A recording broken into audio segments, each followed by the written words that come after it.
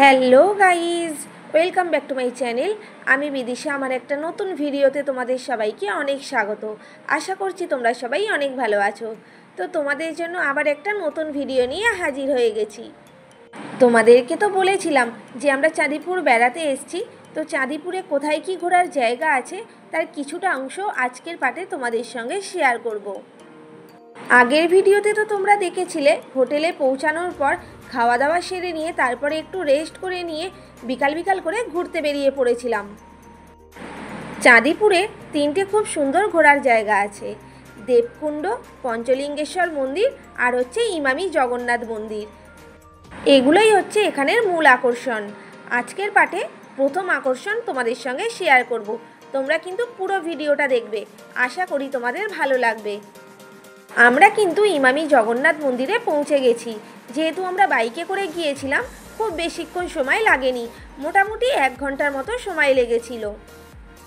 Chandipur hotel থেকে ইমামি জগন্নাথ মন্দিরে দূরত্ব ছিল 30 থেকে 40 কিলোমিটারের রাস্তা। তোমরা যদি কখনো চাঁদিপুরে ঘুরতে আসো, অবশ্যই কিন্তু এই জায়গাগুলো তোমরা ঘুরে দেখবে, তোমাদের কিন্তু খুব ভালো লাগবে। চাঁদিপুরে আমরা যে হোটেলটায় ছিলাম সেটা ছাড়াও কিন্তু আশেপাশে আরও অনেক হোটেল আছে, তোমরা এলে কিন্তু ওখানেও থাকতে পারো। তো আমাদের হোটেলটা কিন্তু সমুদ্র সৈকতের একেবারে পাশেই, সেই জন্য আমরা এই হোটেলটাতেই ছিলাম।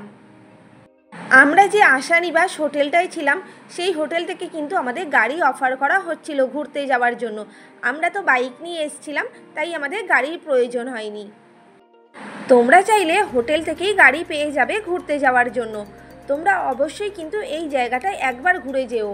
এত শান্ত আর নিরিবিলি জায়গা যে মনটা এমনিতেই ভালো হয়ে যাবে।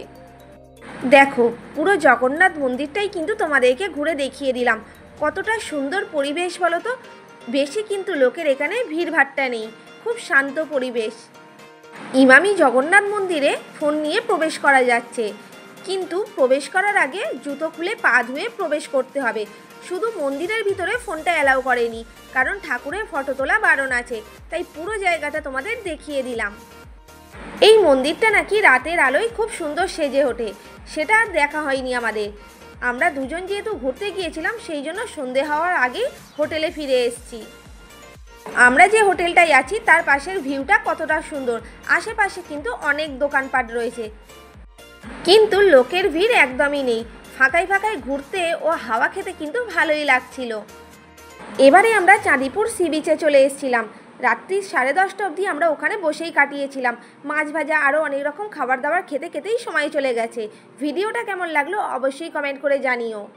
পরের দিনকে আবার কোথায় ঘুরতে গেলাম সেটা তোমাদের সঙ্গে পরের ভিডিওতে শেয়ার করব। ভিডিওটা ভালো লাগলে সাবস্ক্রাইব করে দিও। আজকের মতো টাটা।